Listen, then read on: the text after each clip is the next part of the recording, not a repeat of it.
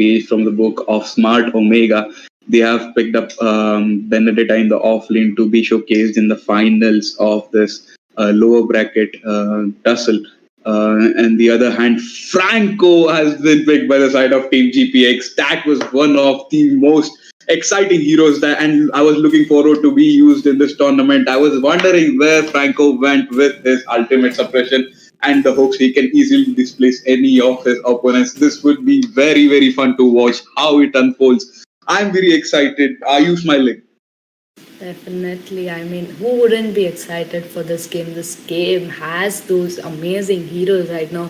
You could see 1-1 coming in new and Franco with that Akai as a jungler. Everyone are just waiting to go ahead and watch this match, and probably by the first turtle we will know who is holding in that victorious. And the match has started, guys. This is the final of the lower bracket, round one of today's game three between Team RRQ and Team GP. And best of luck to both the teams as we jump into the land of dawn. Here we have Kai jungling for the side of Team GPX and Martis or Benedetta. It's looking like Benedetta is the one jungling for the side of Team RRQ. That was not expected. I thought Benedetta will be the one who will be off laning while Martis will be the one in the jungle. What did you think about it, Smiling? Yes, that is what I thought in the first, but I did see Benedetta go pick that jungle lane. All I did was forget to mention it. So Benedetta is going to be the jungler, and it's going to be Martis against Yuzong. That EXP laner is going to be one hell of a fight. Yes, and we can see Franco there being the annoying thing he is, being the annoying hero he is. I'm pretty, very, very, very excited to see how Franco unfolds. You know, the unseen hook, the conceal, ultimate, flicker combos. There are so many ways in which a Franco can change the tide of a game. You know, and he was once most sought after hero, which I was surprised that nobody picked in this tournament till now. And finally, I am seeing him. I'm really happy, and I'm going to be siding with Team GPX maybe the whole game just because of that Franco pick. Franco pick, yes, that Franco pick is something what everyone needed, but it looks like the first turtle is going to be up, and that will give us the first team fight and the first blood probably coming in. The turtle has spawned and Team RRQ is contesting it with alongside Akai. Akai is baiting the turtle to his side. Faramis and Yuzong with the Black Dragon form come in to help him. Giogo seems to be in trouble. The Valir has been taken away by Yuzong. Akai gets the turtle and now seems like Team RRQ is in the trouble. Fortunately, Ash manages to escape, though Marty seems to be in trouble as Akai and Yuzong stick to him. But finally, Martis will be able to escape as well with the fortunately timed last moment flicker into his turret. Yep, Akai did manage to get that turtle very beautifully. He did land his retribution on time. Meanwhile, Valir was picked out too early. That is the reason why I think they almost couldn't go in for that fight, but they need to watch out for that 1-1 and not let her farm too much right now. Bigetron era showed Team GPX how much zoning potential Yuzong has, and they are showing it exactly how it's done as well. Zoning out and marking Valir, who was in a vulnerable position, and taking him out did win them the fight here. Looks like in the bottom lane there's another fight going on. Wild charge onto Beatrix. Beatrix will flicker it out, and Ash with the kill onto the Franco. Franco goes down there. Hurricane dance from Akai comes out. Rock is also looking low. Flicker ult by Faramis there to save his team. Ash getting pulled back by Team GPX there. A definite two kills, 2 picks for the side of Team GPX. GPX showing dominance throughout the match. Since it started, they have been going aggressively at the side of Team RRQ, and RRQ are just not able to give a response. Smiling? GPX do have that goal lead right now. They know they have the map control, and yes, the turtle is going to be up. They are just going to go dive in and get the kills. I'm not sure about that, but yeah, they are going to go for that second turtle as well. And Waleer Shuru, better watch out for Yuzong this time. He is going to come, but looks like Rock will be marked again and taken down. The Flicker Ultimate Bloodhound, I think that's the name. Okay, Akai picks up the turtle for the side of Team GPX there. The combination of Franco and Beatrix manages to take down a kill onto Grog there. Grog,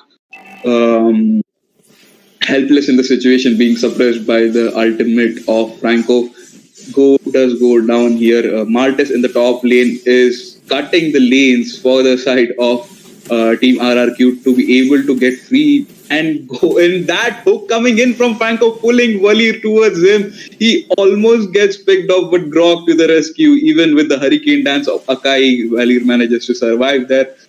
Martis creating some room for himself in the top lane by cutting his lane, comes into the mid lane, hopefully wanting to help his team, but unfortunately the pressure coming in from Yuzong and even he cutting the lane and pressurizing Benedetta forces him to go back on top. Maybe not. Benedetta uses her ultimate to effectively clear the way fast. In the bot lane, though, again, there might seem to be a gank here. Franco taking his position along with Faramis right there with Beatrix behind. Faramis pulls Waleer and Grog here. Grog both escape. No, they are not going to escape. A flicker onto Waleer will ensure the secure onto him as well. The ultimate popping onto Martis leaves him helpless, and the burst DPS coming from the Benedetta. Coming from Beatrix. Almost gets Martis. No, Martis will go down eventually to Faramis.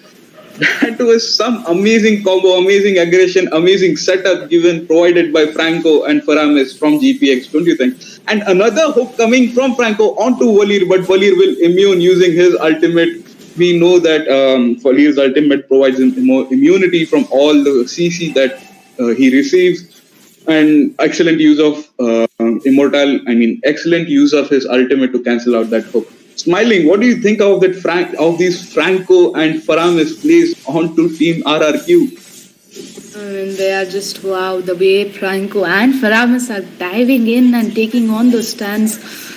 They know what they are doing, the way they are just jumping, and meanwhile Akai comes and does his hurricane dance. There is Beatrix, she is already dealing that insane amount of damage because of Franco and Faramis right now. Franco is proving out to be one of the amazing tank. Look at the push coming in. They already managed to take down 3 turrets. Meanwhile, Martis might be in trouble on top. Will be taken down because it is a 3B1 fight actually. It's going to be 4B. Okay, he manages to survive somehow, but looks like Team Rrq wants to take that tower down.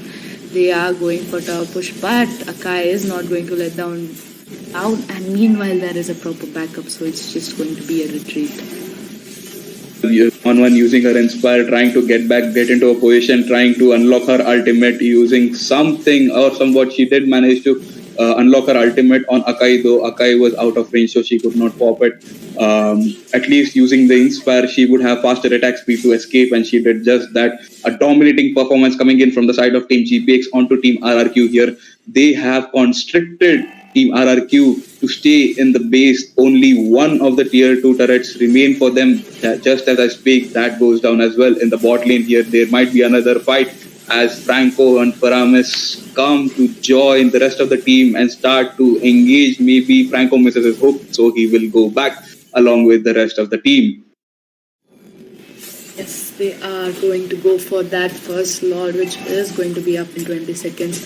The goal lead is for GPX is already 6k more, and Benedetta trying her best to give a split push will manage to get that top lane turret with the minions of. She will be going for the bot Rrq know the Lord is up, and they know that Team GPX is going to go for the Lord, and also they know that they can't do anything about it. But looks like Franco is trying to set out something here, distracting them from the Lord. I mean, it took them 3 seconds to take that Lord. That is the amount of damage Beatrix is holding right now.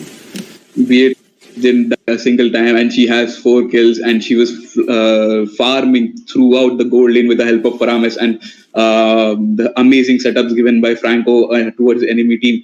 In her counterpart did die once and has one assist. The gold lead between both the teams is almost about 9 to 10k, and they're affecting Team RRQ pretty bad. Another hook onto Grok right there. Grok goes down with the support coming in from the side of Team GPX for that hook. Grok just didn't expect that hook. It comes out of nowhere. I'm surprised that Grok wasn't picked till now for any team. Look how effective he is. That's exactly that one hook of Franco. Everyone needs to watch out really, really seriously because it is no joke. Franco beat any game. He is a no joke with his hook. Almost missing that hook. One bullet of Beatrix and Marcus lost half of his HP. Thor doing an amazing job on Franco right there. Yes, there will be another trial to hook. He almost hooked Valir though, but due to the fear of hook, Team RRQ wasn't able to defend the turret inhibitor, bottom lane inhibitor perfectly. In the top lane, the Lord marching in towards the inhibitor. Franco misses his hook onto a minion right there. RRQ were able to successfully defend the other two inhibitors, but Beatrix staying outside of the range of the tower, she is trying to poke out the remaining HP of the bottom lane tower. Will Valir allow it to happen? Yes, he will, and there goes the inhibitor turret. Immortality on Franco, that means he will be more freely able to dive in and more confidently able to get the picks and amazing setups that he has been doing for his team. Meanwhile, RRQ Ash constantly trying to make a difference by split pushing on the top, gets picked off by a flicker ultimate from Franco, and even with 1-1 on their side, Team RRQ seem to be struggling with the out of the blue Franco pick coming from the side of Team GPX, which is seeming to decimate them at this point. Yes, Team GPX is dominating this game like they are ruling this game right now. All that is left is one main inhibitor that will be taken out by Beatrix within no time. So that leaves them only thing is with base right now. Also, the second Lord is going to be up within no seconds. Look at that damage. That damage is insane, Zeta. I must agree with you. Beatrix is wow, and that Franco should be awarded for his hooks and get backs on the enemies. Carl has done an amazing job, on that Franco and paired up with Faramis' pull as well. Beatrix just took like 5 seconds to just melt down that Lord. It was so easy. This is the second Lord of the game, and this might be the final Lord of the game as well, as because all the inhibitors for the side of Team RRQ are down. The Lord marching in from the mid lane here. Team GPX would be looking forward to synchronize all the lanes minions at the exact time so that they can pressure the side of Team RRQ at the same time. Valir using his ultimate to escape Franco's hook, even though Franco missed, just shows how much panic Franco has put into the minds of Team RRQ right there. There engages a team fight. Black Dragon from Yuzong. He zones out half the team right there. Beatrix going straight for the main